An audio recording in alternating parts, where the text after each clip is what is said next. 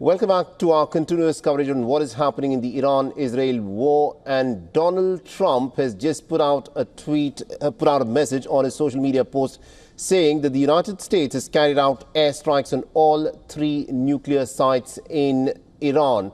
We'll get Donald Trump's social media post in just a bit, but this is what the American president is now announcing to the world, that the United States has carried out a very successful attack on the nuclear sites in Iran, which includes the facilities of Fordow, Natanz and Esfahan. Remember, this was something that was being speculated upon even until a few minutes back. Donald Trump had just said only time will tell in his previous social media post just some moments back. But this is his latest social media post where he's now announcing airstrikes on 3 nuclear sites in Iran, which includes Fordow, Natanz and Esfahan. The American president further said that all planes are now outside the Iranian airspace. This is his precise social media post on Truth Social, and I quote him here: "We have completed our very successful attack on the 3 nuclear sites in Iran, including Fordow, Natanz and Esfahan. All planes are now outside of Iran's airspace. A full payload of bombs was dropped on the primary site Fordow, and all planes are safely on their way home. Congratulations to our great American warriors. There is not another military in the world that could have done this. Now is the time for peace. Thank you for your attention to this matter." So there are several important things that stand out here.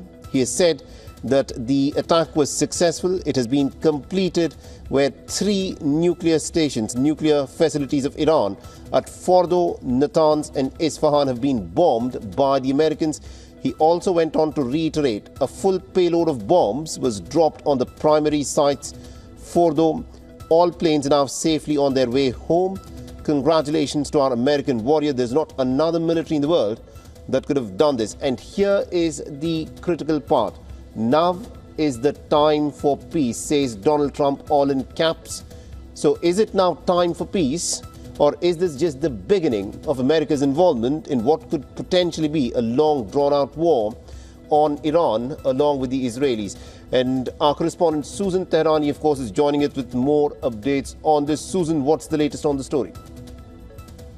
Well, Mohammed, as you noted, social media sites and news websites are blowing up with this post by President Donald Trump. The attack, it came on the 9th of that war between Israel and Iran. And there's no doubt that it could provoke retaliation from Tehran against U.S. troops and military installations across the region. We know that the U.S. military now conducted airstrikes on those nuclear facilities in Fordow, Natanz, and Esfahan. Remember, Natanz also had an underground section that the Israelis had a very hard time getting to.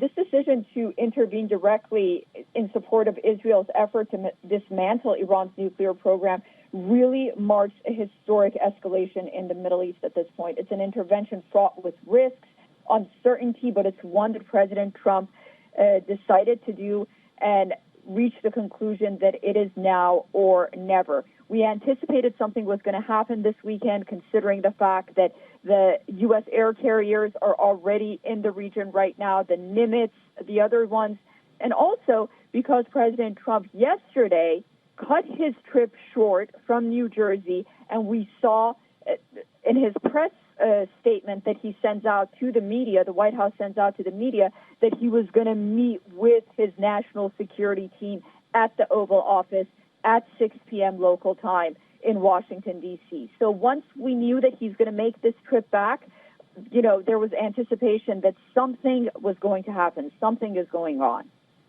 Indeed, something was going on, because this is what Donald Trump had put out in his social media post a little while back, where when he was asked what will happen, he had said that only time will tell. And then half an hour, 1 hour later, he'd of course put out this social media post of his, confirming that the attack was a very successful one, which targeted 3 of the Iranian nuclear facilities of Fordow, Natanz and Esfahan. All planes are now outside the Iranian airspace. A full payload of bombs was dropped on the primary site Fordow, and all planes are now safely on their way home. Congratulations to our great American warriors. There's not another military in the world that could have done this. and now is the time for peace, says the American president. Susan, there was a lot of speculation that was rife. There were these B-2 bombers that had taken off from the Missouri Air Base and were headed to Guam. A lot of people were saying that probably these could have been deployed for carrying out an attack, but that clearly looks like a decoy because no one publicizes the manner in which these military assets are moved, expecting that they would be involved in the attack. At this moment, has any information come out yet as to how this attack was effected? We're going to get more information. Right now, this is the initial news that we got from President Trump. Of course, he wanted to keep U.S. troops safe. He, as you mentioned, is really the master at not revealing his cards. Although we reported on WION, it was anticipated that that 2-week window that he gave just seemed too far-fetched, considering the situation Iran and Israel were in right now and the urgency that Israel and the United States were displaying about Iran's nuclear capabilities. And so, we'll figure out soon enough, and we'll know soon enough what military equipment and bombers and aircraft were used. But I think it's very important to note that the United States was able to go over Iranian airspace the way that it did, the manner that it did, possibly because the Iranians just simply don't control their airspace right now. It's under the control of Israel. And I think that's what made it, so undetectable and so possible so fast. Right. Now, we need to, of course, see as to how the Iranians, of course, respond to this.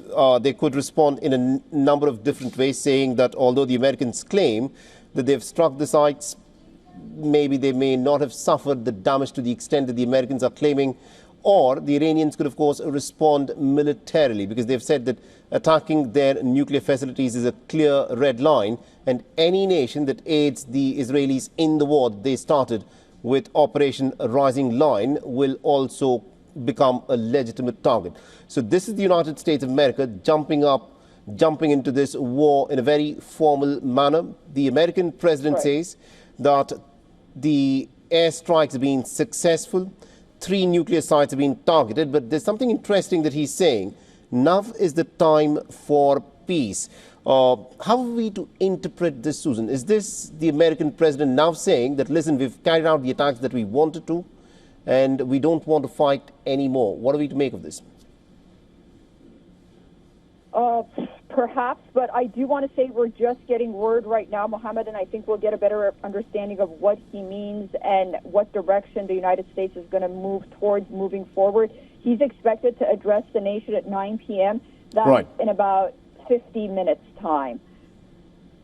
In about 60 minutes' time, we'll, of course, hear from the American president. We need to wait and watch and listen to what the American president now has to say, because we still do not know. This is a very precarious moment. This is a moment where everything stands on a knife's edge. It's difficult to predict as to how things will unfold from here. Remember, bombing nuclear facilities is never a good option to resort to, but this is what the American president says that the American military has done. And now we need to wait for the Iranian response. We also need to wait for the Israeli reaction. I'm pretty sure Benjamin Netanyahu, who had been exhorting Donald Trump to get involved, will have something to say on these. These are developments that are happening pretty thick and fast, and we need to wait and watch as to how things unfold from here.